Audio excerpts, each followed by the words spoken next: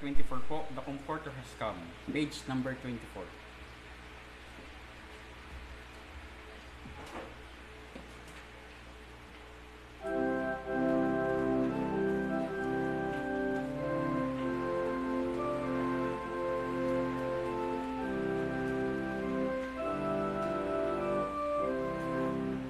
The Comforter has come, sing. Oh, spread the tidings round, wherever man is found, wherever human heart and human woes abound. Let every Christian song proclaim the joyful sound, the Comforter has come. The Comforter has come. The Comforter has come. The Holy Ghost from heaven, the Father's promise given. Oh, spread the tidings round, wherever man is found. The Comforter has come. The long, low night is past. The morning breaks its last, and hush the dreadful wail and fury of the blast. As o'er the golden hills the day advances fast, the Comforter has come. The Comforter has come. The Comforter has come. The Holy Ghost from heaven, the Father's promise given. Oh, spread the tidings round, wherever man is found. The Comforter has come. Behold the King of Kings, waiting in his wings.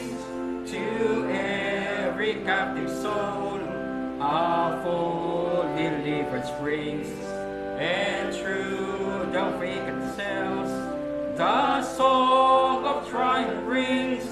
The Comforter has come. The Comforter has come. The Comforter has come.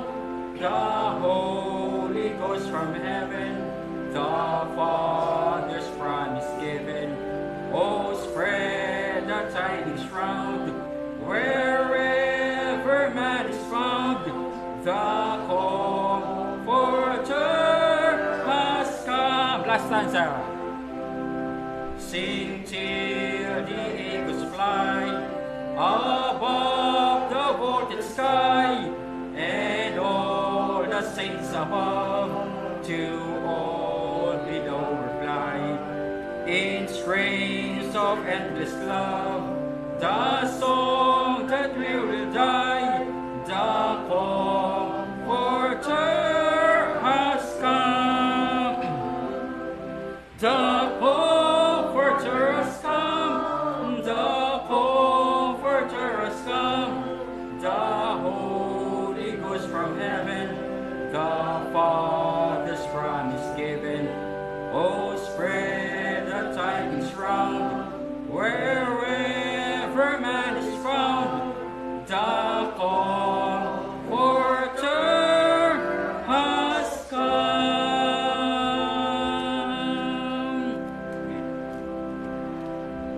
Ngayon pong umaga, sa muli po natin pakikinig at pag-aaral po ng salita ng ating Panginoon Diyos, muli po natin tawagin ang ating mga ngaral sa pasamarong nangyari.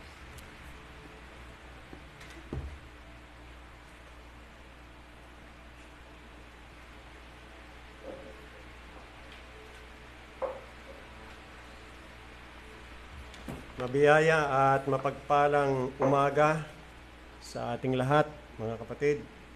Kumusta po kayo? Maasa po ako na naging mabuti ang inyong nakarang mga araw o isang linggo dahil po sa biyaya at kaawaan ng ating Panginoon. So tayo po'y dumako sa pangangaral ng salita ng Diyos sa ating pong pag-aaralan. Buksan po natin ang ating pong mga Biblia sa Luke chapter 3.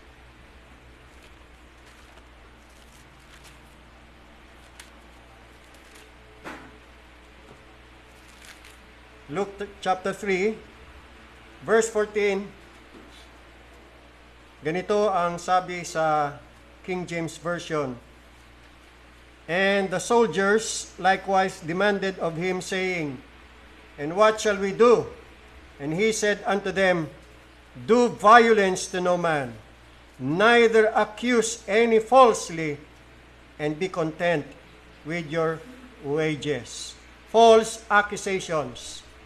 Yan po ang pamagat ng ating pong pag-aaralan ngayong pong umaga. Muli tayo po'y dumulog sa Diyos sa panalangin, tayo po'y magsiluhod. Banal naming Diyos na makapangyarihan dakila sa lahat, purihin at luwalhatiin kayo sa pamamagitan ng mga awiting, naway kayo po ay napuri at nalugod. Dalangin po namin, Panginoong Diyos, na inyong pagpapalain ang pananambahang ito. Ihanda niyo po kaming lahat sa pagtunghay ng iyong mga salita na maunawa namin ang iyong mahalagang mensahe sa amin. Kami patawarin lagi sa aming mga kasalanan, pugas at linisin sa lahat ng aming mga karumihan. Kalugdan niyo po, Panginoong Diyos, na muling pahayag ang iyong sarili sa amin, ganoon din ang Panginoong Sus at ang Banal na Espiritu. Ibus pa namin kayo makilala at makita din namin ang aming mga sarili sa salamin ng iyong mga salita.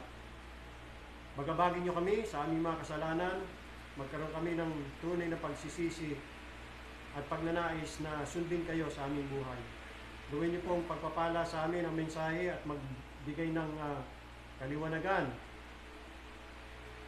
Mabuksan ang aming mga pangunawa sa katotohanan ito. At kami makasunod sa inyong mga aral. Sa banal na pangalan ng Panginoong Hesus, ito po aming dalangin. Amen. Salamat. Sabi ni Jesus Christ sa mga kasundaluhan sa kanyang panahon, neither accuse any falsely. Ang salitang accuse dito na ginamit ni Jesus Christ ay nagmula sa Greek word na sokophanteo or psychophantes. Itong mga salitang ito ay hango sa dalawa pang salitang Grego na psychon, S-Y-K-O-N, na ang ibig sabihin ay fig or igos sa Tagalog. And phainein, na ang ibig sabihin ay to show or reveal. Sa makatwid, ang ibig sabihin ng sokophanteo, psychophantes, ay a revealer of figs, or fig informer, or fig squealer. Sa makatwid, ito ay tumutukoy sa isang reporter o tagaulat ng batas na nagbabawal na mag-export ng mga igos mula sa Greece. So, nung time na yon, bawal mag-export, maglabas ng mga puno ng igos mula sa Greece. Pinagbabawal yan. Sa makatwid, ang salitang accuse, sokophanteo, ay merong negatibong konotasyon. That is to accuse falsely, and to accuse falsely is to play the sycophant. The word sycophant is an English word na dyan po hinango sa salitang Greek na psychophantes. Now, what is a sycophant? A sycophant is a person who tries to win favor from wealthy or influential people by flattering them. Ang sycophant is a self-seeker. Inihalintulad din ito sa parasite, o kaya leeches or leech o linta, o kaya sponge. Ang parasite applies to one who clings to a person of wealth, power, or influence. Ang leech naman stresses persistence in clinging to or bleeding another for one's own advantage. The word linta sa Tagalog. Alam niyo na ang konsepto at konotasyon niya, linta, sip-sip. And sponge or spongha stresses the parasitic laziness, dependence, and opportunism of the cadger sa makatuwid. Nang sinabi ni Jesus Christ na huwag kayong magbintang, ito'y tumutukoy sa isang tao na laging pinupuri ang mga mayayaman, mapera, at maimpluwensyang mga tao para makinabang. Sumisip-sip sa mga taong mapepera, maimpluwensya, at mayayaman. Nang sa ganun ay makinabang. Parang aso na kakawag-kawag ang buntot. O kaya'y pusa na didikit-dikit sa binti para purihin ang iba. Nagdadala ng mga masasamang akusasyon laban sa iba. Yan ang sycophant. Yan yung mga nagbibintang na walang basihan. Nagdadala ng mga masasamang akusasyon laban sa iba o kaya'y nagsusumbong para ang pabor ay mapunta sa kanya. So ito'y isang bisyo na labis na nanaig sa mga Hudyong kawal noon na para lamang makakuha ng pabor o pakinabang sa mga Romanong opisyal o gobernador ay ang ginagawa nila, mali nilang inaakusahan ang kanilang mga kapwa sundalo na naglalabas ng mga trigo o igos. Pero maling paratang para lang makakuha ng pakinabang. So ito yung mga tao na sumisip-sip sa mga matataas na opisyales o may pwesto sa gobyerno para makinabang. At kanilang pararatangan ng maling paratang ang mga kapwa nila sundalo o mga tagabayan at isusumbong sa kanila para magkaroon sila ng gantimpala. Yan. O kaya naman upang mangikil ng mga halaga ng pera mula sa kanila para sila ay mamuhay sa isang mas marangyang paraan kaysa sa kanilang karaniwang sweldo. Kaya nga sabi ng Panginoon sa kanila, and be content with your wages. Mga kasiya kayo sa bayad sa inyo. In other words, huwag kayong maging mga gahaman. Huwag niyong gawin yung papel ng isang sycophant na para lang makinabang ay gagawa ng kasamaan yung kanyang kapwa. Isusumbong, pagbibintangan sa isang gawain na hindi naman tunay o totoo na ginawa. Yun hong ibig sabihin dito ni Jesus Christ na neither accuse any falsely. Ngayon, ang ganitong masamang gawain ay ginawa din po yan ng mga maniningil ng buwis sa panahon ni Jesus Christ. Na kilala sa, popular na kilala sa tawag na publicans. Tulad ni Zacchaeus. Si Zacchaeus, doon naman sa Lucas chapter 19, kaya ganito ang sabi niya, nung siya ay nakonverte, nung makilala niya si Jesus Christ, ito sabi niya, nagbagong buhay na siya. And Zacchaeus stood and said unto the Lord, Behold, Lord, the half of my goods I give to the poor. And if I have taken anything from any man by false accusation. You see the concept? I restore him fourfold. Yung false accusation, yun yung pagbibintangan niya ang isang mamamayang Hudyo na hindi nagbabayad ng buwis, o kay kung ano-anong mga bintang, para lang makasingil ng malaki. Yan. Yan yung mangingikil. Sige, para hindi kita isumbong sa ginagawa mo, magbigay ka ng mas malaki sa akin. Ganun ang gawain ng mga publikano ng panahon. Ganyan ang ginagawa ni Zacchaeus nung hindi pa siya converted. Pero nung siya na-convert na, isa sa mga resolution niya, ibabalik niya yung mga nasingilan niya ng labis. At kanyang inakusahang mali o pinagbintangan falsely, ibabalik niya.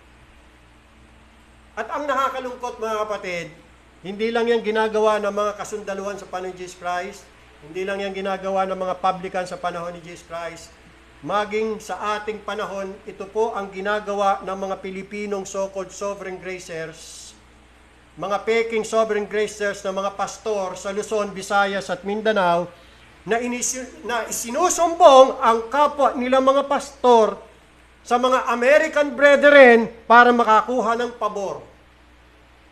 Alam nyo na, more dollar support. Alam nyo na, para bumango ang kanilang mga pangalan at the expense ng kanilang mga fellow pastors and preachers. See? Napakasama ng mga ugali ng mga yan. Ang nakakalungkot niyan, may mga American brethren na naniwala sa kanilang mga kasinungalingan. Katulad sila ng mga eskriba at mga pariseyo na nainggit sa ating Panginoong Hesus at gumawa ng mga false accusations. Basahin natin ang Luke chapter 23. Dito nyo makikita kung papaano po si Jesus Christ naging biktima ng mga bulaang akusasyon o mga bintang o false accusations. Luke chapter 23 verse 2.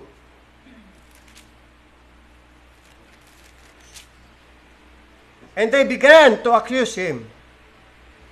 Sino yon? The multitude, the Jews. Saying, we found this fellow perverting the nation, referring to Jesus Christ, and forbidding to give tribute to Caesar, saying that he himself is Christ, a king.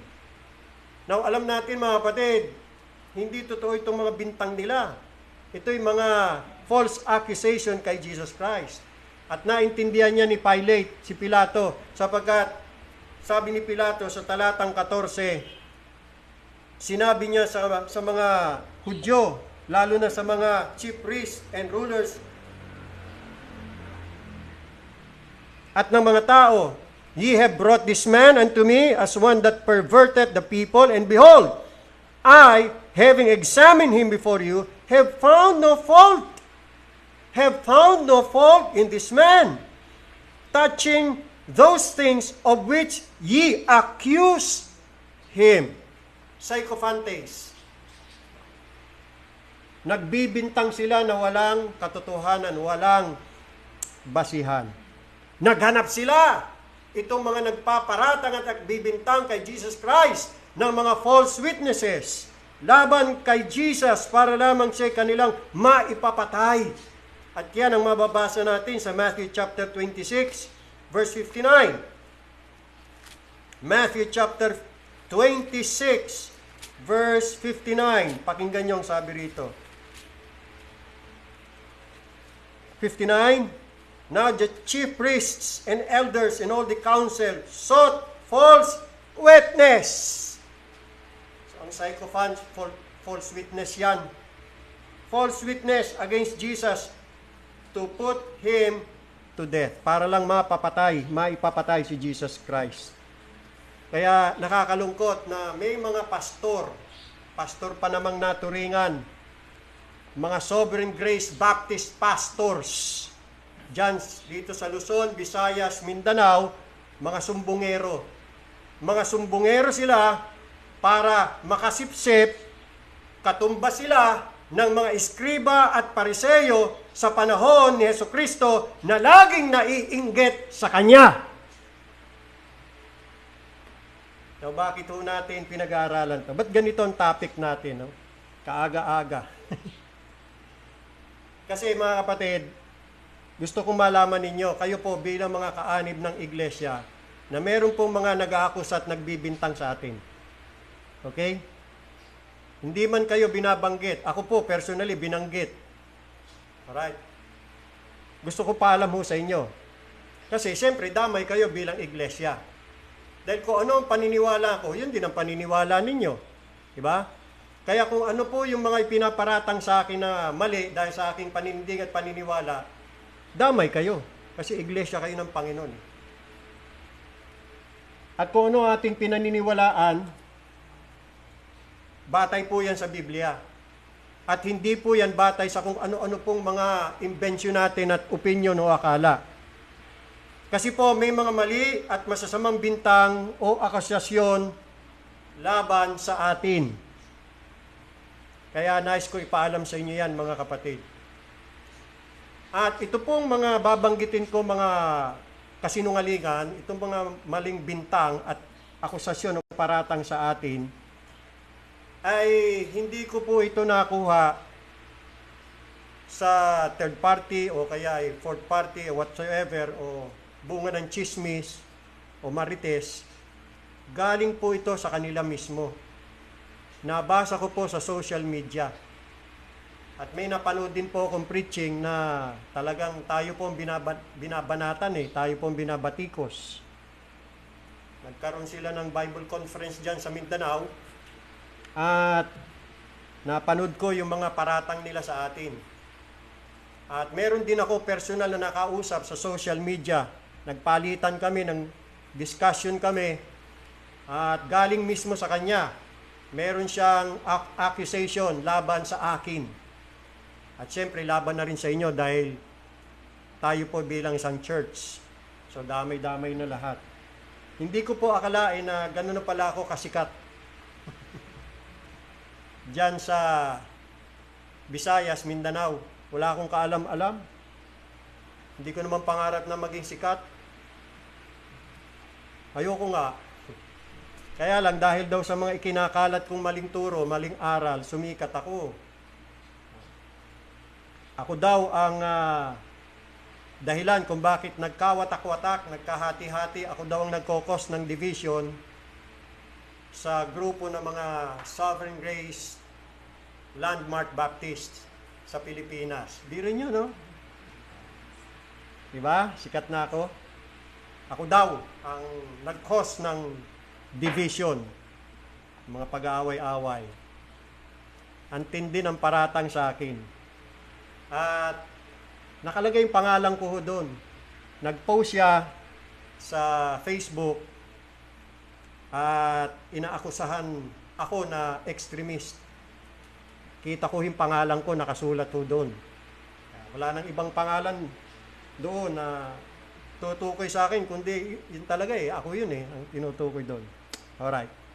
So babasahin ko sa inyo mga kapatid kung ano-ano na ang mga imbensyon at mga bintang, false accusation na ibinabato sa atin dahil sa ating pong paniniwala. Una, ang sabi daw nila, ganito daw ang ating itinuturo. That you must believe tulip doctrine first before you must be saved. Yun daw ang ating tinuturo. Na dapat, parang saan tayo ma-save, kailangan paniwalaan muna daw yung tulip doctrine o Calvinism, o yung mas tawag natin, mas prefer nating doctrines of sovereign grace. Then sabi niya, gospel plus understanding tulip doctrine, then you are saved. Yun daw ang tinuturo natin. Pangalawa, a person must believe the doctrines of grace in order to be saved. Yun ang paratang sa atin. Ikatlo, the power to save is in the preacher. The power to save is in the preacher or in both preacher and the gospel. Tinuturo daw natin yon. Number 4, ang tulip doctrine ang ating tagapagligtas. Ang tulip doctrine ang napako sa krus. Yun daw ang itinuturo natin. Panglima, God does the saving only in His kind of church. Ang Diyos daw ay hindi, sabi nila, ito daw ang tinuturo natin, na tayo daw naniniwala na ang Diyos daw ay hindi nagliligtas sa labas ng church. Nagliligtas lang daw ang Diyos sa loob ng kanyang church. Yan.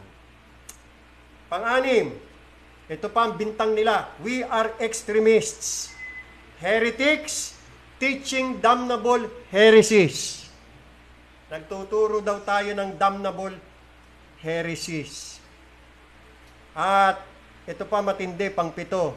We are Baptist cults in the Philippines. Mga kulto na raw tayo. Sabi ng isang American pastor na Sovereign Grace Baptist sa Amerika. Meron daw rising Baptist cults, Sovereign Grace Baptist cults in the Philippines. Yan. Tayo ho yun. At syempre, kasama yung iba pa natin mga ka-fellowshipping churches. Alam niyo mga kapatid, lagi lang siya sa extreme daw tayo, extreme. Pero sila mas extreme. Sila ang extreme. Alam niyo bakit? Kasi napaka-extreme ng kanilang mga akusasyon eh. Antitindi.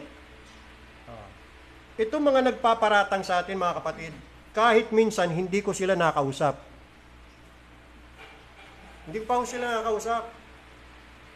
Pero pinaratangan na nila ako at tayo. Lately ko na lang nakausap yung isang taga doon sa Mindanao, sa Facebook pa. Ang hirap-hirap makipag-usap. Tatype kang gano'n, sakit na ang daliri ko. Yan. Sabi ko, sana kinausap mo muna ako tungkol sa bagay niya. Meron ka palang laban sa akin. By the way, friend ko siya sa Facebook pero hindi ko siya kilala. Hindi ko siya kilala personally. Hindi. Nakita ko lang, nagpe-friend request siya.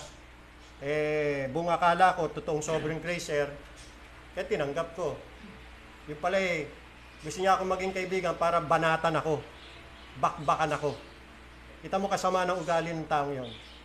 Okay? Hindi ko na sasabihin pangalan niya, baka sabihin niya naman, napakasama ko rin. Ayokong gumaya sa ugali niya. Gusto ko lang ipaalam sa inyo, may ganun tao. Babanat na hindi ka man lang muna kausapin. So, matapos kong banggitin lahat itong mga paratang sa atin, mga kapatid. Kayo, tanungin ko kayo, sumasang-ayon ba kayo dito sa mga paratang na to? Kailan ako nagturo sa inyo ng mga ganito? Ha? Pakisabi nga sa kanila. Mali kayo, walang tinuro si Pastor Millares na ganyan sa amin. Pero yun ang pinalalabas nila, pinaggigiitan, pinagdidiinan na ito ang ating paniniwala.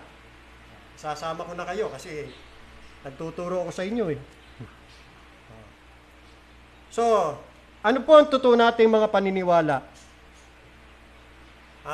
Ang kwento kasi niya, yun nga, nakita ko doon sa Facebook mga kapatid, merong nag-post na isang pastor doon sa Mindanao, isang malisyosong pagpaparatang o akusasyon ang ibinato niya sa atin. Sasama ko na kayo ha. Ito ang nakalagay. Sabi niya, extremist heretical statement. Take note. Extremist heretical statement. Ano itong extremist heretical statement? Ito daw ang paniniwala natin at tinuturo. None is truly saved until one embraces the 5 points of Calvinism or tulip doctrine. Ayon sa pagkaunawa niya, na mali naman, na tayo daw ay hindi naniniwala ng isang tao ay saved hanggat hindi niya niyayakap yung tulip doctrine. Yeah. So, kung aking pagsusumahin lahat, itong pagsasama-samahin, itong mga bulaang paratang nila sa atin, false accusation nila, ganito lang, para maligtas ang tao, kailangan paniwalaan niya ang tulip doctrine o Calvinism o doctrines of grace. Sangayon kayo doon? Tama ba yon? Yung ba tinuro ko sa inyo? Yung ba paniniwala natin? Excuse me, ano? Hindi ho ganyan ang aming paniniwala. Mali ang inyong pagkakaintindi. Kayo ang may diferensya, hindi kami. Hindi kayo nakaintindi. False conclusion. So, ito po ang naging sagot ko. Ito ang aking naging reaction. Isa-summarize ko na lang. So, nung nakita ko ito, ipinost, nag-respond ako. Kasi kita ko pangalan ko dun eh. Kasama ako dun sa extremist, heretic. Kasama ako dun sa nagbigay ng extremist heretical statement. Ano yon? Na none is truly saved until one embraces the 5 points of Calvinism or tulip doctrine. So itong naging reaction ko. Sabi ko, absolutely true. Sinang-ayunan ko pa nga eh. Even though one firmly believes and embraces the 5 points of Calvinism or tulip doctrines, that does not guarantee his salvation.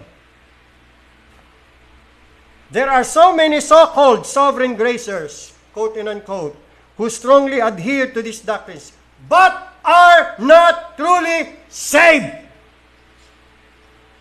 Hindi common naniwala ka sa doctrines of grace, automatic save ka na.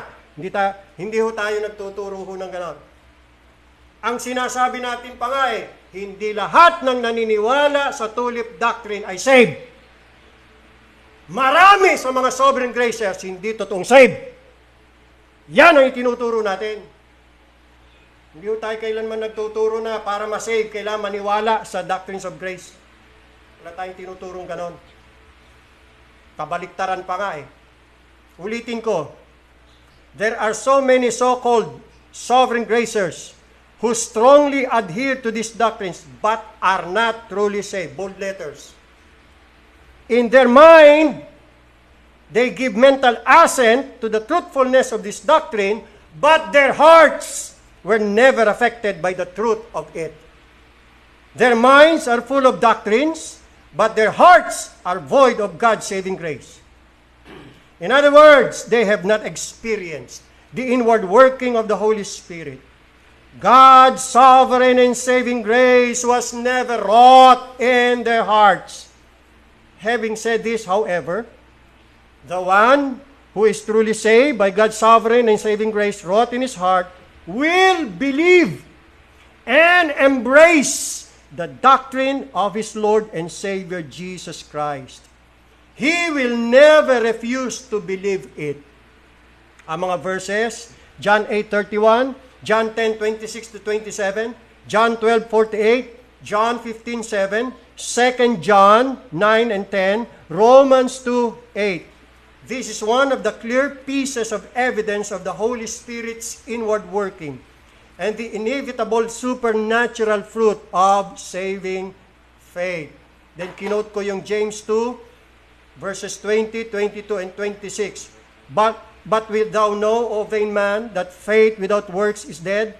Seest thou how faith wrought with his works, and by works was faith made perfect?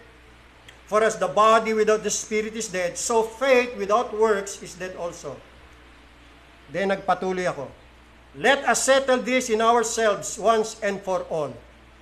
Is the doctrines of sovereign grace, many call it 5 points of Calvinism or tulip doctrine, the teachings of John Calvin, out of his own invention and imagination, or the teachings of Jesus Christ? If they are the teachings of Jesus Christ, and they are indeed, is there any reason why a genuine believer of Jesus Christ and in his teachings would not believe them? So yan ang sinabi ko sa kanya. Sumagot ako, aba, pambihira. Pagkatapos niya, pinutakti na ako ng mga putakte. Kinuyog na ako. Ang dami ng mga tanong. Ito si Milyares. Sa wakas, sumagot din. Kasi yan, matagal ko na napapansin yan. Halos mahigit 1 taon na. Ini-ignore ko lang yan. Nakikita ko na kung ano-anong mga malisyoso na paratang at bintang sa akin Binabaliw, ayoko nga kasi ng gulo.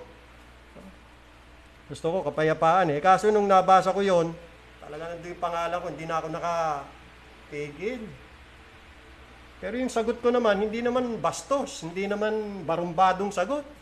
Sinang-ayunan ko pa nga Kaya lang, nagpaliwanag ako ng tama kung ano yung totoo. Tinanong ba naman ako ng ganito? Are you justified of your sins before God by knowing tulip doctrines? Ha? Ako daw ba'y napawalang sala sa aking mga kasalanan sa harap ng Diyos sa pamagitan ng nalaman ko yung tulip doctrines? Ang sagot ko ganito, no, absolutely not. Our sins were justified by God's free and sovereign grace through the redemption that is in Christ Jesus my Lord. Romans 3:24. We do not teach that in order for a sinner to be saved, he must believe the so-called tulip doctrine or Calvinism. That tulip doctrine or Calvinism is the Savior. That if a man refuses to believe them, he will not be saved. Take note. He will not be saved. This is so absurd, foolish, and absolutely unscriptural. We categorically deny that, and we will never ever teach such absurdity. Katawa-tawa yung ganyang turo. Kahit kailan di tayo magtuturo ho ng ganyan. As far as we are concerned, we don't use the words tulip or Calvinism in our teachings. They are not in the Bible. You can't even read or find them in the Bible. They are not Bible terms. Therefore, we strongly refrain from using them and avoid them. We are not Calvinists. We never claim to be Calvinists. We are not followers of John Calvin. We are sovereign gracers. We are true believers of Jesus Christ and followers of His doctrines or teachings. Jesus Christ only is our master teacher. We always use the word grace in our teaching of salvation. The grace of God that bringeth salvation, Titus 2:11. The grace of Christ, Galatians 1:6. The gospel of the grace of God, Acts 20:24. Election of grace, Romans 11:5. Saving grace, Ephesians 2:8. Sovereign grace, Exodus 33:19, etc. We believe in the doctrines of sovereign grace, in the salvation of men.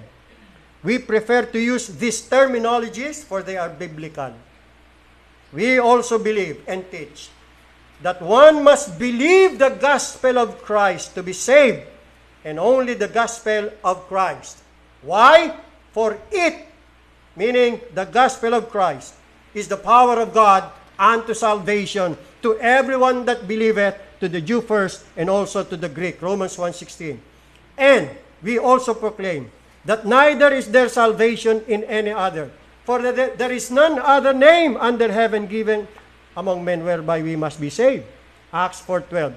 And that name is none other than the name of Jesus Christ, Lord and Savior of sinners. Matthew 1:21.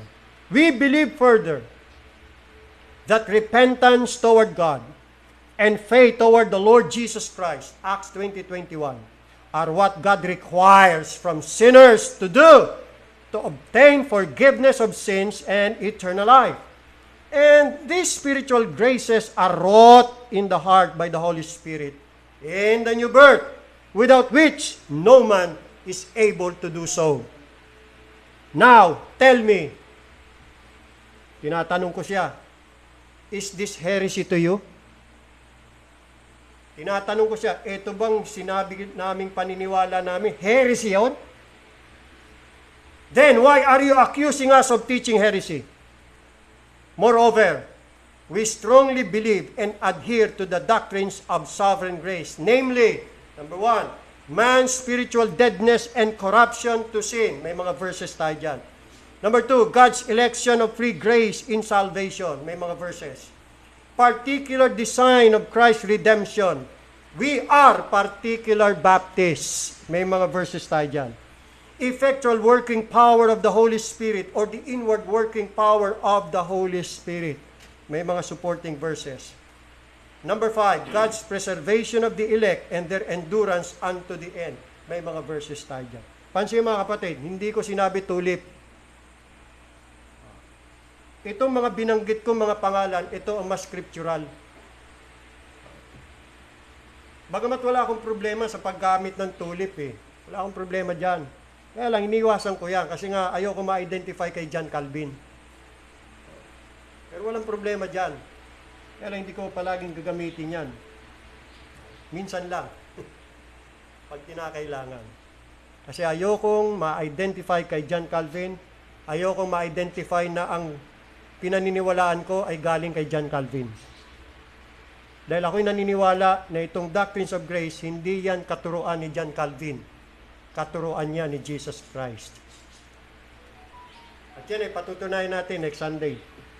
Yan ang aking magiging topic. Ng doctrines of grace, pakikita natin mga kapatid, itinuro yan ni Jesus Christ. Siya mismo nagturo niyan, hindi si John Calvin. Pinasikat lang yan ni John Calvin. Pero hindi siya original yan, ha? Si Jesus Christ ang nagturo niyan, itinuro niyan sa kanyang mga apostol, at itinuro naman ng mga apostol sa mga iglesia ng Diyos na buhay. Let me continue. Ito pa, sabi ko. Makinig kayo mga kapatid, kasi ito yung ating paniniwala. We firmly believe and are assured of that the doctrines of grace are the teachings of Jesus Christ, not by any reformer or theologian taught and handed down to his apostles during his personal earthly ministry. Mark 4:2 and verse 11, John 15:15, John 17:8, Matthew 28:20. We don't believe that these doctrines originated from a Protestant reformer named John Calvin. We repeat, they are Christ's doctrines, and because of that, we believe that all true believers and followers of Christ, those who are really saved, will accept it, believe it, follow it, abide in it, and teach it just like any other doctrines found in the Scriptures. Hindi natin sinasabi na para masave, paniwalaan yan. Ang sinasabi natin, ang totoong save, maniniwala dyan. Malaki pagkakaiba niyan. Ulitin ko yan mga kapatid. We believe that the doctrines of grace are Christ's doctrines. And because of that, we believe that all true believers and followers of Christ, meaning those who are truly saved, yung mga totoong saved, will accept the doctrines, will believe the doctrines, follow the doctrines, abide in that doctrine, and teach it just like any other doctrines found in the Scriptures. Because they are true. They are in the Bible. They are in the Scriptures. And they are the teachings of Jesus Christ and the apostles. See? The Bible says, then said Jesus to those Jews who believe on him, if you continue in my word, then you are my disciples indeed. John 8:31. Genuine salvation is revealed and proven by continuing and abiding in the doctrines of Christ. Therefore, whoever refuses to accept Christ's teachings on salvation transgresseth and abideth not in the doctrine of Christ, and hath not God. But he that abideth in the doctrine of Christ, he hath both the Father and the Son. I just quoted 2 John 9. This is what we profess to believe. This is our personal persuasion or conviction, Romans 14:5. We share what we believe, but we never impose it to anyone. Di tayo namimilit. Kung ayaw lang maniwala sa pinaniwala natin, di huwag. Di ba tayo namimilit eh. Pero magtuturo tayo. Ituturo natin yan. Pero hindi natin pipilit yan. Hindi natin sasaksak yan sa kanilang mga baga. Bahala ang banal na espiritu mag-convince sa kanila kung paniniwalaan nila o hindi. Pero tungkulin natin ituro yan. Di ba tayo namimilit eh. Kaya yung sinasabing ako daw nag-cause ng division, ha? Bakit? Pinilit ko ba silang maniwala? Sa paniniwala ko? Wala akong pinipilit. Nagtuturo lang ako eh. Nasa kanila yan. Kung paniwalaan nila, hindi. At kung pinaniwalaan nila, nag-cause ng division yan sa kanila, bahala sila. Hindi ko kasalanan yun. Ako po, pastor. Inutusan ako ng Panginoon na ituro ang kanyang salita. Nagtuturo lang naman ako eh. Ngayon, kung mag-cause ng division yan, praise God. Kasi ang salita ng Diyos, ang katotohanan, tabak yan eh. Nagkokos talaga ng division yan. Division ng alin? Ng mga totoong tupa at ng mga kambing. Kasi pag tinuro mo ang katotohanan, talaga magkakaroon ng division. Lalabas ang mga hindi totoo at kung sino yung mga totoo. Ganyan talaga ang epekto ng salita ng Diyos pagka itinuro mo yan.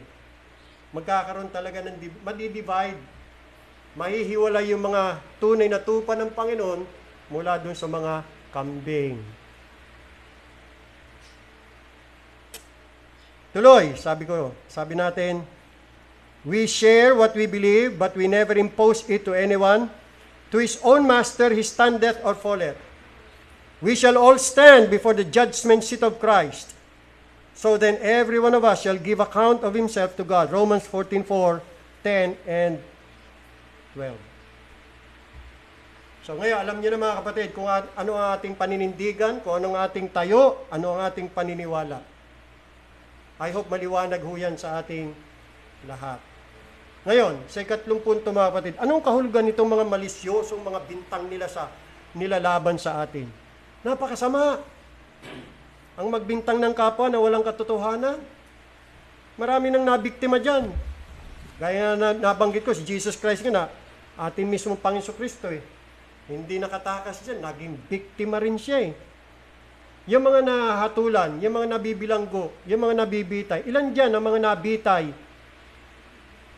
na wala naman talagang kasalanan.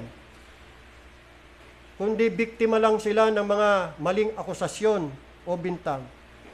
Tulad na lamang ni Randy Stadel, isang Amerikano, who was wrongly convicted and sentenced to death dahil sa krimeng nagawa niya, double murder daw, matapos itago ng mga pulis yung ebidensya para makapag-establish ng kanyang innocence.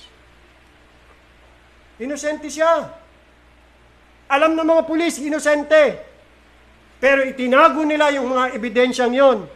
Pero sa bandang uli, nung nilitis ulit, binuksan yung kanyang kaso o dinapatunay, wala siyang kasalanan, kaya nag-counter demanda siya. Nanalo siya. 6 na milyong dolyares ang ibinayad sa kanya. You see? Nakakulong yan, ha? Kaya nung siya nakalabas, doon sa kanyang t-shirt nakalagay, convicted and condemned by perjured testimony, fabricated evidence, persecutorial misconduct, police coercion. Nakalagay yun sa t-shirt niya. Ibig sabihin, biktima siya ng false accusation.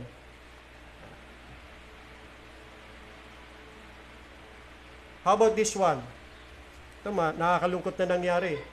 Isang lalaki ng pangalan ay Timothy Evans. Siya ay nilitis at siya ay executed. Binitay. Noong March 1950, sa salang pagpatay sa kanyang asawa at sanggol nilang anak na babae. Isang official inquiry ang isinagawa 16 years later. Patay na si Timothy Evans.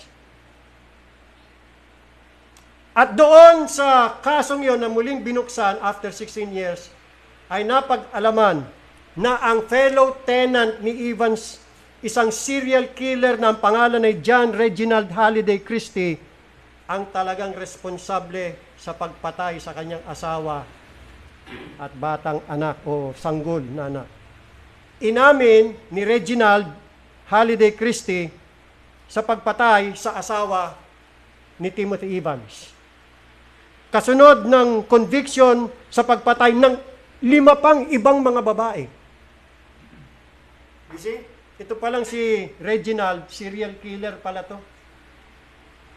Bago pa niya napatay o pinatay yung asawa ni Timothy Evans, 5 babae nang napatay niya. Yan. Kaya lang, hindi pinursige ng mga pulis. Doon nagkamali. Yan. Nung inaresto si Reginald Christie, alright, alam nila na ito may mga kaso na previous cases, pero hindi nila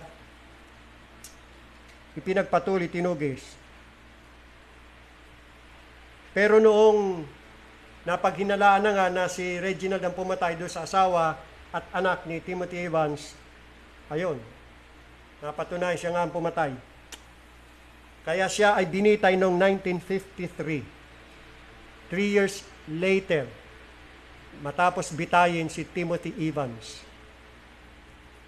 1950s, Timothy Evans. Ito namang totoong killer, 1953. Evans was posthumously pardoned in 1966. Ha? Napawalang sala si Timothy Evans noong 1966 after the inquiry concluded that Reginald Christie had also murdered Evans' daughter. Wala na, patay na si Timothy Evans. Ano pang kabuluhan ng kasong yun? Ganyan mga kapatid. No, bakit?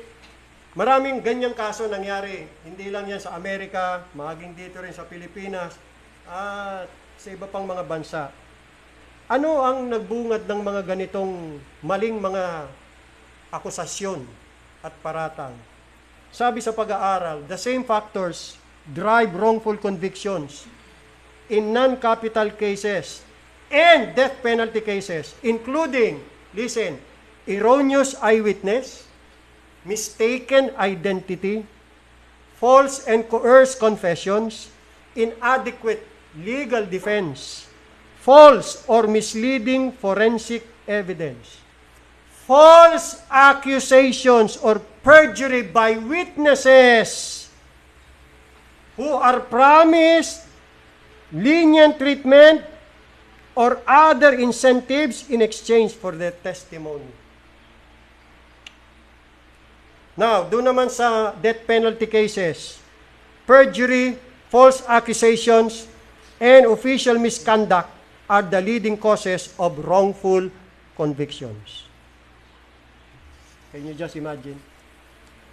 Matindi, ano?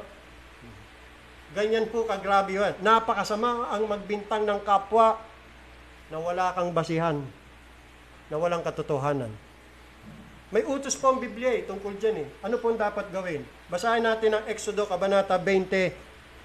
Exodo Kabanata 20. Kung ito ba naman sana sinunod nila, mga pastor pa naman. No? Hindi sumusunod sa turo ng Biblia . Exodo Kabanata 20. Talatang 16. Nasa 10 utos yan . Sabi rito, thou shalt not bear false witness against thy neighbor. Huwag kang magbibintang sa iyong kapwa. This is the 9th commandment. 9 na utos. Both publicly, meaning sa court, and privately. Sa pamagitan ng pagbubulong-bulungan, marites, chismis, pagkukwento, paninirang puri, backbiting, sa pamagitan ng pagsasabi ng mga kasinungalingan tungkol sa kapwa, pagsira sa kanyang pagkatao, sa pamagitan ng tusong insulto, at masasamang mungkahi, suhestyon, kung saan siya ay maaaring magdusa dahil sa pagkasira ng kanyang pagkatao, kredito, reputasyon, at sa kanyang pakikipagkalakalan at negosyo. Bakit manawasak yung tao? Batay lang sa maling paratang at akusasyon? Pagbihira Facebook pa, inilagay pa yung pangalan ko doon sa Facebook. Public yan. Social media yan. Extremist, heretical statement. Wala naman ako sinasabing ganon. Bihira. Paano nasabing sinabi ko yun? Saan niya nabasa yun? O invento lang niya? You see? False accusation.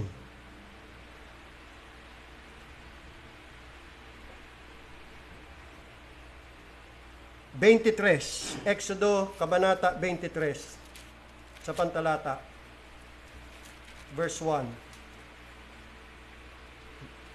Thou shalt not raise a false report. Put not thine hand with the wicked to be an unrighteous witness. Tagalog, huwag kang magkakalat ng kasinungalingan. Huwag kang makikipagkayari sa masama na maging saksi kang sinungaling. Utos po yan, nasa Biblia yan. Tayo rin mga kapatid, sundin po natin yan. Mag-iingat din po tayo. Isa pa, Levitico 19. Leviticus chapter 19 verse 11. 19:11. Ye shall not steal, neither deal falsely, neither lie one to another. Huwag kayong magsisinungaling sa isa't isa. Huwag kayong magnanakaw, huwag kayong magdadaya, ni magsisinungaling ang sino man sa iba. Ayun ang turo ng Bible eh. Nakakalungkot, pastor pa ang lalabag niyan. Ewan ko kung tinuturo niya sa mga miyembro niya. Tingin ko hindi. Kasi siya hindi niya alam eh, hindi niya ginagawa eh. 2 Timothy chapter 3. 2 Timothy chapter 3 in verse 3. Sabi diyan, walang katutubong pag-ibig, mga walang paglulubag, mga palabintangin, false accusers. You see? Mga walang pagpipigil sa sarili, mga mabangis, hindi mga maibigin sa mabuti. Ito pa, Tito 2:3.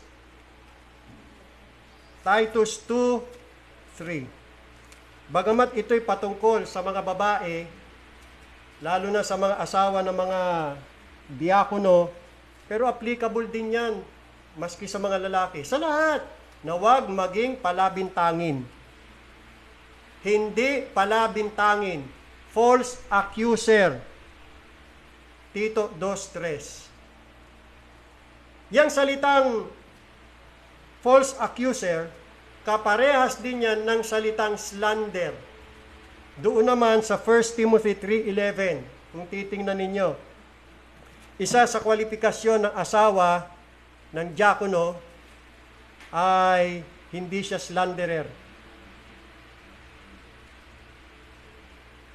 Yung false accuser at saka yung salitang slanderer, pareho ang kanilang Greek word. Alam nyo, Greek word nila?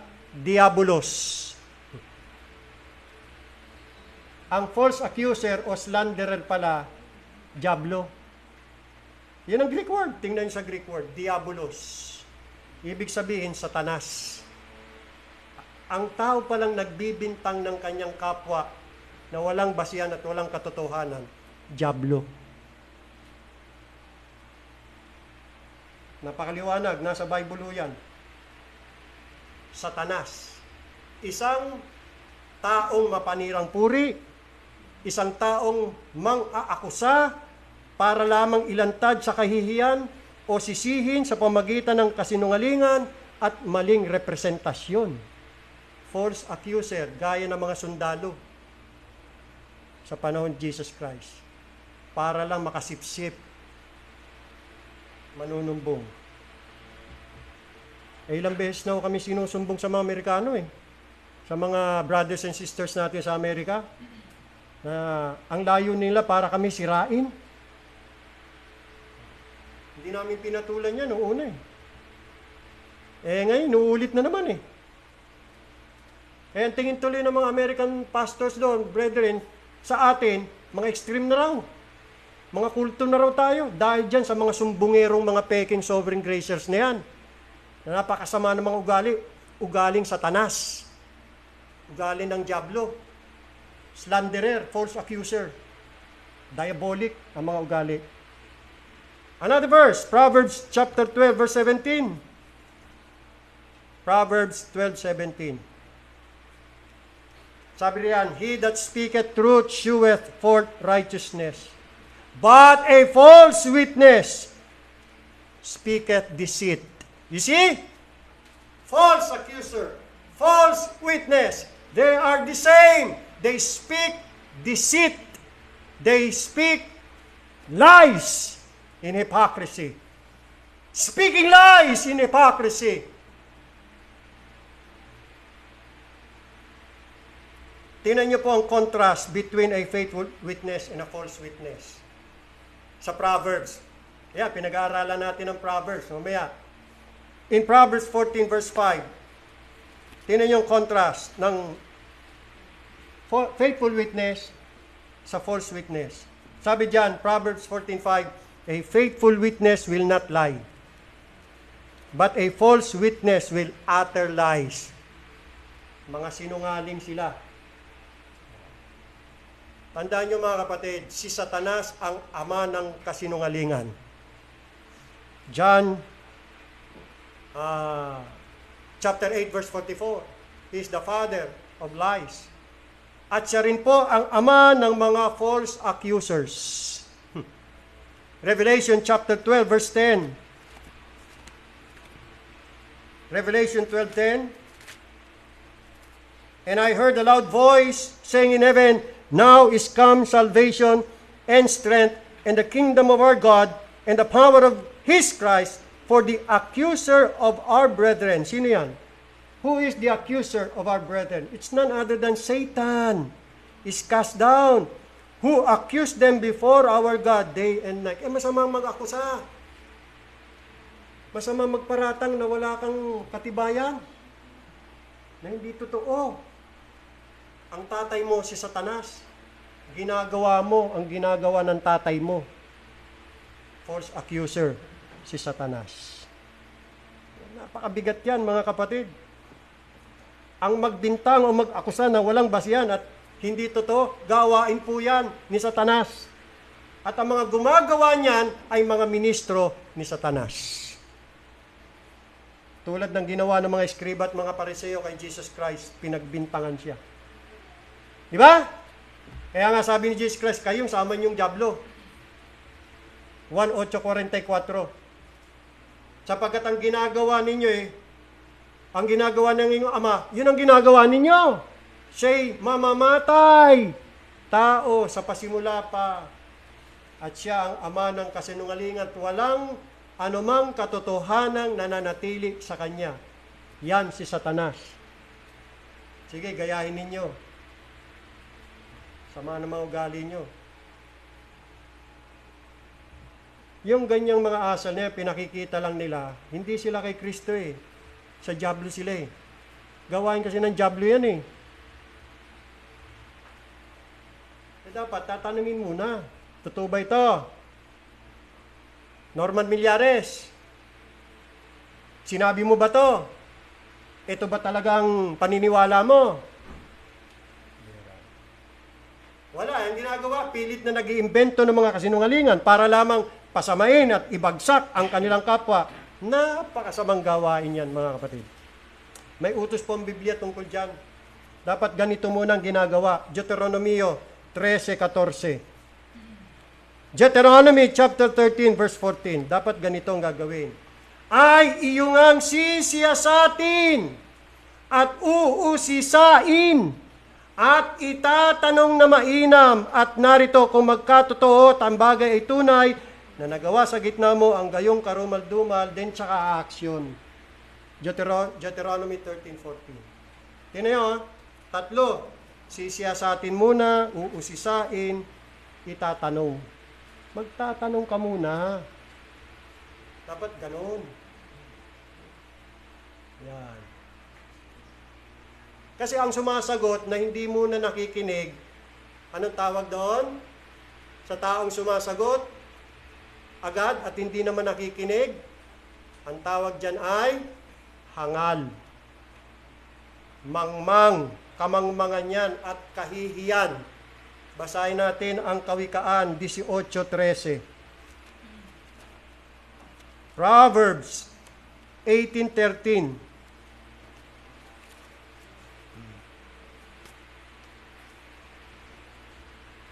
He that answereth a matter before he heareth it, it is folly and shame unto him. Nag-react agad. Na hindi man lang nagtanong. Diba? Ako nag-react kasi nabasa ko. Sila mismo nagsabi. Galing sa kanila mismo Pinost nila Kaya hindi ako nagpaparatang. Galing sa kanila yan. Pinanood ko yung mga preaching nila. Mga sinasabi nila.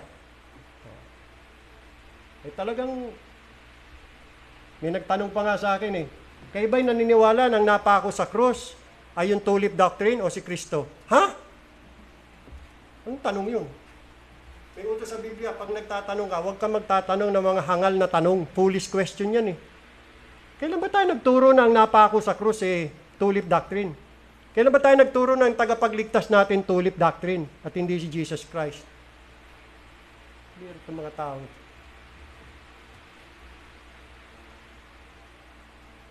Ako'y napapahiling lang sa mga tanong Sabi mo naman sa akin sino tagapagligtas niyo? Si Kristo o tulip doctrine? Ano ba namang tanong yan?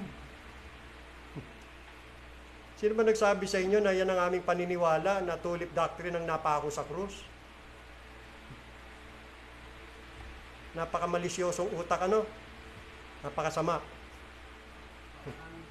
Ha? Parang T-A-N-G-E.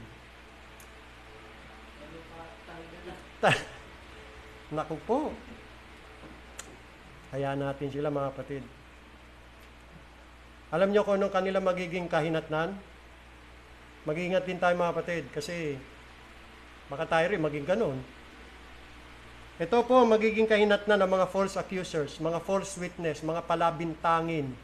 Sabi ng Biblia, ang magbibintang sa kapwa na walang katotohanan, kinukundi na po yan ng Biblia. Opo. Mangmang ang tawag po ng Biblia sa taong nagpaparatang ng walang katotohanan. Kawikaan, 10:18. Proverbs 10:18. Siyang nagkukubli ng mga pagtatanim. Ibig sabihin, hatred. May hatred ka, tinatago mo yan. Laban sa kapwa mo. Ay sa mga magdarayang labi. At siyang nagpaparatang ay mangmang. Kita nyo? Foolish ang tawag ng Biblia sa mga nagpaparatang na walang katotohanan. At parurusahan po ng Diyos ang mga mapang-akusa. Ito po ang sabi ng Biblia, Kawikaan 19:5. Kawikaan 19:5, Proverbs 19:5. A false witness shall not be unpunished. Nabasa nyo? Nakita ba natin? A false witness shall not be unpunished, and he that speaketh lies shall not escape. Hindi yan makakatakas. Mark these words, brethren. Ang sinasabi ng Biblia ay tunay, totoo, at tapat. Pananagutin niya ng Diyos, yung mga yan. Again, in verse 9, inulit, a false witness shall not be unpunished, and he that speaketh lies shall perish. Hindi lang siya shall not escape, kundi he shall perish. Mamamatay siya. Nagsisinungaling ba ang Diyos? Nagkukunwari ba ang Diyos? Nagbibiro ba ang Diyos sa sinabi niya? Ito pa, 21-28 ng Kawikaan. 21-28. Huwag tayo luloko-loko sa Diyos, huwag tayo luloko-loko sa salita niya. Tunay at totoo, banal ang kanyang mga salita. Proverbs 21:28, ang sinungaling na saksi ay mamamatay. Yan, diretsahan na. Ang sinungaling na saksi ay mamamatay. Siyempre, pag napatunayan kang bulang kang saksi, maski sa korte, pwede kang patayin. Pwede kang hatulan ng kamatayan o kay mabilanggo kay. Kasi nagsasaksi ka ng di totoo. Ngayon, kung pribado, privately, makatakas ka man sa korte, hindi sa Diyos. Papatayin ka ng Diyos. See? Psalm 101 verse 5. Psalm 101 verse 5.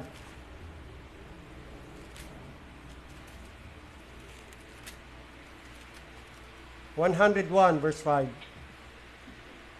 Ang sumisirang puri na lihim sa kanyang kapwa ay aking ibubuwan. Yan ang sabi ng Diyos. Mark it. Siya na may mapagmataas na tingin, ay may palalong puso, ay hindi ko titiisin. Verse 7, talon tayo. Siyang gumagawa ng karayaan, ay hindi tatahan sa loob ng aking bahay. Siyang nagsasalita ng kabulaanan, ay hindi matatatag sa harap ng aking mga mata. Alam niyo itong mga paratang sa amin, Matagal na yan eh. Hindi lang namin yan pinapansin, noon pa yan. Kasi nga ayaw namin ng gulo. Kaya lang, patuloy pa rin lang ginagawa. Nung kami hoy, nagpunta noon sa Negros para magdaos ng Bible Conference, may pastor po na nagparatang sa amin. Nagtuturo daw kami ng mga heresy, nagtuturo daw kami ng mga maling doktrina, at nagsumbong pa siya sa mga American pastors. Isinumbong kami. Ay nagkagulo. Ay yung mga sumbong naman niya hindi totoo. Hindi tunay. Nalaman ng mga American churches doon na gulo lang eh. Hindi naman totoo. At sinabihan niya yung pastor na yon. Actually, dalawa sila eh. Na humingi ng sorry sa amin. Kasi hindi totoo. Hindi nila ginawa. Yung isa doon, pinatay ng Panginoon. Nagka-COVID. Ako'y naniniwala, judgment ng Panginoon yan. Naniniwala ako, sinabi ng Biblia. Ang sabi ng salita ng Diyos, ang sinungaling na saksi ay mamamatay. Tatlo yang mga pastor na nagsaksi ng kasinungalingan laban sa amin. Yan tatlong yan, pinatay ng Panginoon. At huwag niyong sasabihin, aksidente lang yan, nagkataon, nangyari lang. No. Naniniwala ako sa Biblia eh. Pag nagsaksi ka ng hindi totoo, mananagot ka sa Panginoon, ibubuwal ka niya. Kasi paninirang puri yan eh. Again, ang sabi ng mga awit, ang sumisirang puri na lihim sa kanyang kapwa ay aking ibubuwal. Tandaan natin yan. Ibubuwal yan ng Panginoon. Sige, kayong mga naninira sa amin, pagpatuloy niyo yung mga masama niyong gawain. Hintayin niyo na kayo ibuwal ng Panginoon. Pag hindi kayo tumigil, hindi kayo nagsisi sa inyong mga kasalanan. Tingnan natin. May susunod pang ibubuwal ang Panginoon. Ako'y naniniwala na meron pa siyang isusunod na ibubuwal. Pag hindi siya tumigil ng kakapanira. Medyo naglaylo ngayon eh, sa Facebook eh. Ewan ko kung re-resback ulit. Tuloy lang niya, sige. Hamunin niya ang Diyos. Baka akala niya hindi totoo ito eh. Mga binasa natin eh. Kaya tayo naman mga kapatid, mag-ingat tayo. Huwag tayong magbibintang agad-agad sa ating kapwa. Iwasan po nating humatol agad-agad. Sundin po natin ang pangaral ng Biblia. Lalo na yung sinabi ho doon sa Deuteronomy 13:14, siyasatin muna, usisain, tanungin. Kung totoo nga ba o hindi. Yung sinabi rin sa Kawikaan 18:13, ang sumasagot bago makinig, kaya dapat pakinggan mo muna. Makinig ka muna, alamin mo muna kung tama ba o hindi, kung totoo ba o hindi. Dahil kung ikaw ay sasagot na hindi mo na nakikinig o hindi mo muna inaalam, may kamangmangan yan at kahihiyan yan sa iyo. Ikaw rin ang mapapahiya. So ganito mga kapatid, pag kami nagsumbong sa iyo tungkol sa isang kapwa, laban sa isang kapwa, yung doon sa nagsusumbong, ang ibigay mo lang sa kanya, itong tenga mo. Huwag mo muna ibigay ito. Ito lang muna. Pakinggan mo. I-reserva mo to doon sa taong isinusumbong niya. Siya naman ang kausapin mo. Para balanse. Huwag ka munang kakampi. Kahit kanino. Hanggat hindi mo inuusisa, sinisiyasat, at itinatanong kung ano talagang nangyari. Yan ang turo ng Bible. Dahil nasa ikasyam na utos siya, huwag kang sasaksi. Huwag kang magbibintang ng hindi totoo. Huwag kang palabintangin. 9th commandment yan. May kalalagyan. So practice natin yan. Hindi ko sinasabing alam na natin agad yan, madali lang yan. Hindi. Minsan makakalimutan natin yan, magkakamali tayo eh. Pero yamang din lang na naituro na sa atin ng Panginoon. Practice natin. Next time. Let us do better. Let us do our best. Basta sa atin mga kapatid, tayo po magtuturo lang kung anong tama, kung anong totoo, kung ano na salita ng Diyos. Yan ang atin pong paninindigan. Kahabagan naman tayo ng Panginoon, tulungan naman tayo ng Panginoon. Pagpalain ng Panginoon mensahe sa ating mga puso.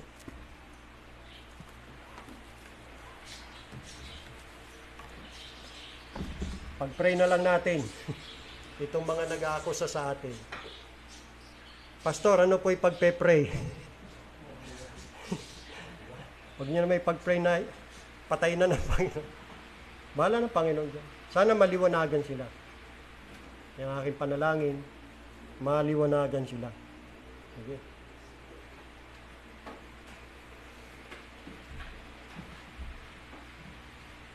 Panginoon naming Diyos na dakila at banal, salamat po sa iyong mga salita na aming pong natunghayan. Salamat sa mga katotohanan. Napakapalad namin na ang mga bagay nito inyong itinuro sa amin. Gayunpaman, malaki rin ang aming responsibilidad.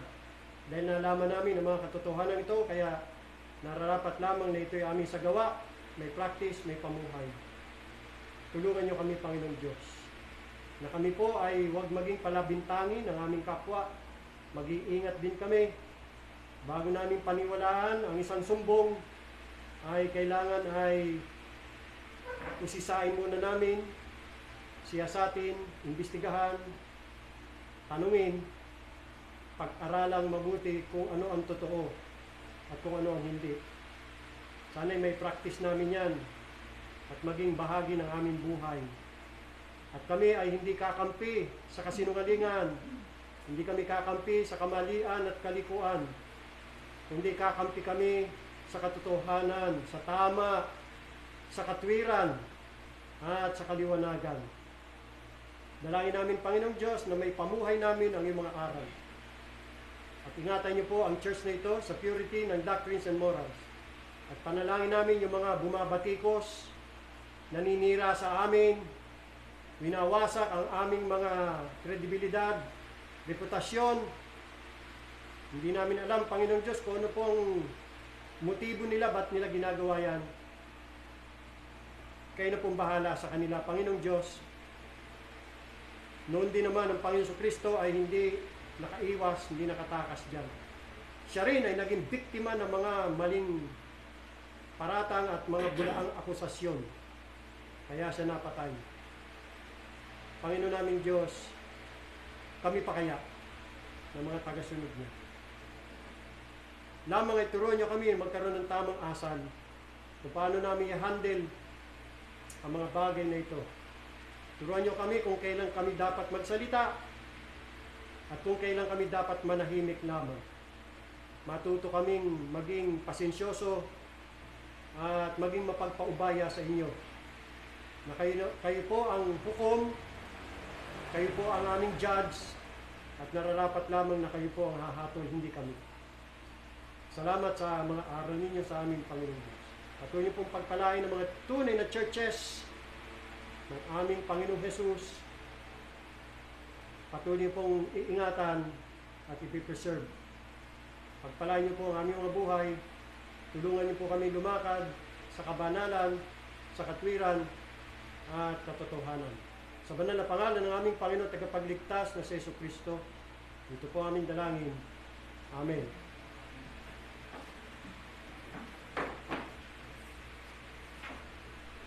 Sambay natin ang ating Diyos. Awitin po natin ang doxology. Praise God from whom all blessings flow. Praise Him, all creatures here below. Praise Him above, ye heavenly hosts. Praise Father, Son, and Holy Ghost. Amen. Amen. Amen. Magandang umaga sa ating lahat. Tapos na ating banal na pagtitipon. Muli, mamaya, meron tayong pananambahan. God bless us all.